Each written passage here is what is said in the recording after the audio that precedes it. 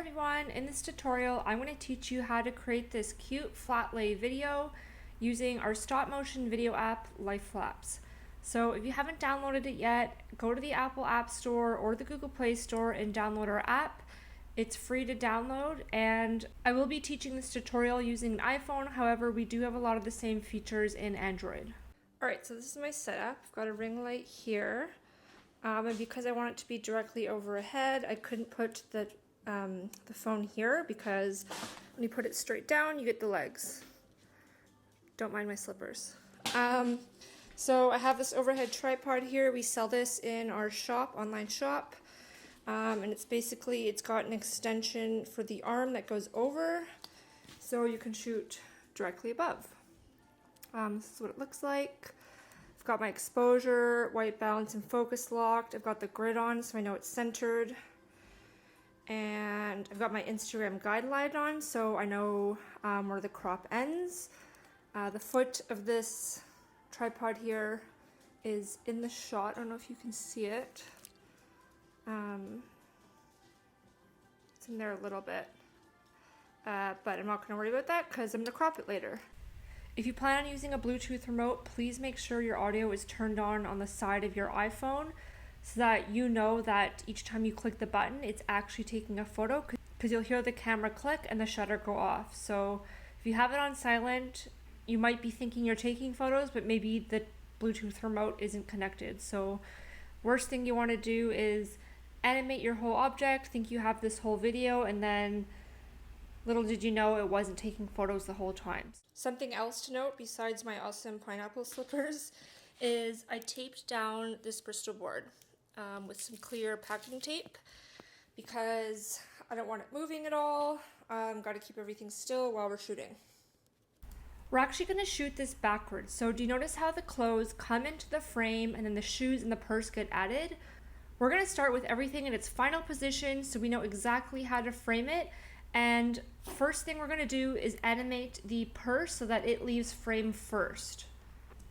Something to note is that, do you notice when the purse comes in and swings down, it's really fast at first and then it kind of slows down and then it stops. Please note that because later on when we're animating, it's going to make a difference in how much we're moving the purse between each shot. You're going to open up the app and you're going to start a new project by clicking the big plus sign at the bottom of the app. This will open up the camera, which you'll see here. Tap on your flat lay and lock your exposure, white balance, and focus. This is so that it won't be blurry as you're shooting, or the exposure and white balance won't change as you're filming as well, because you don't want that flickering light look. So we're going to start animating this purse here. You know when I mentioned that it's fast and then it slows down? So to get that slow effect, you're just going to move the purse a little bit between each shot. So the smaller the movements, the slower it's going to look when you play it back at a high speed. After a few swings back and forth, I'm going to make the purse look like it's going faster. So how we do that is we're going to do bigger jumps between each take. And by bigger jumps, I mean bigger movements. So see how I moved it almost a whole purse length, whereas before we were just doing it maybe a quarter of the purse length.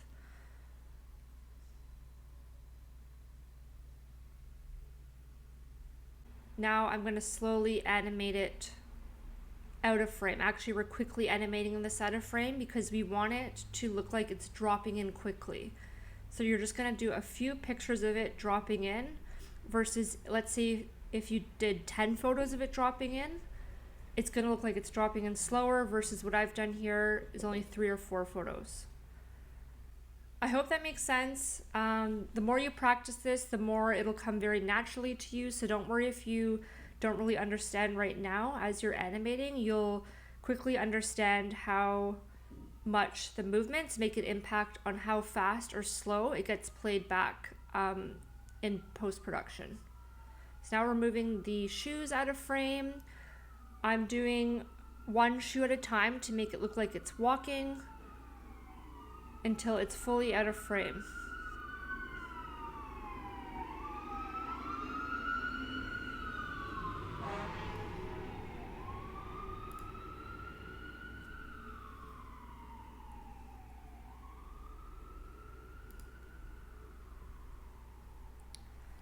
Once I have that out of frame, we're going to take another picture and we're going to start animating this jacket off of the turtleneck.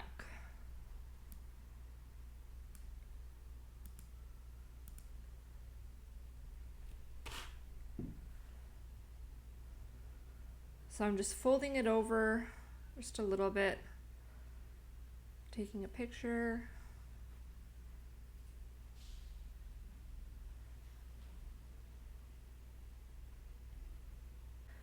The key for this one is we don't want to move the sweater too much as we're making the jacket come off, because you want it to look like it just slips on. If the turtleneck and the jacket are moving at the same time, it's going to look kind of skittish, which we don't want. That's why we use the ghost image overlay to help line up your object. So if the sweater did move drastically, just use the ghost feature to line it up to where it was previously. Again, we're animating this backwards, so even though we started with everything in frame, we're going to reverse it in the editor so that it looks like it's coming into frame versus going out. I apologize for background noise. Our office is in the city, so there's lots of ambulances and sirens and loud cars. So now I'm going to give the effect that this sweater is rolling up. Just for reference, this is what the video looked like.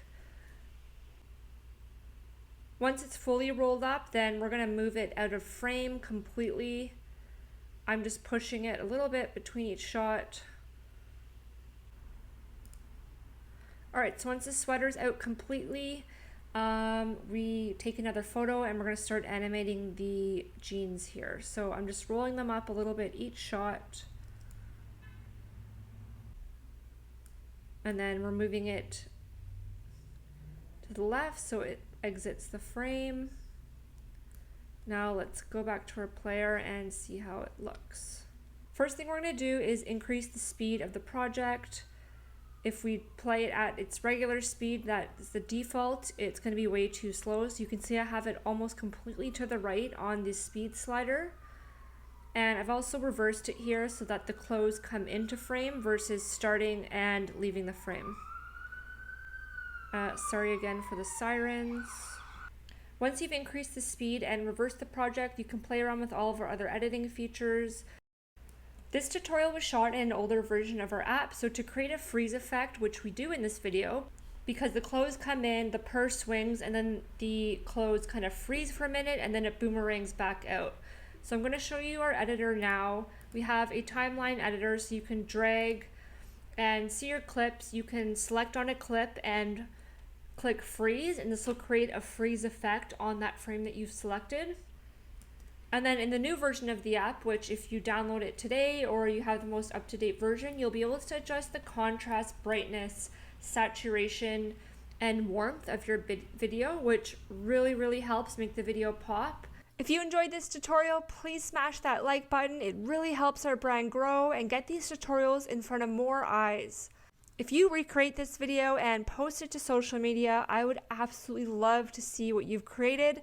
Please tag and follow us at LifeLapseApp for a chance to get featured on our Instagram page.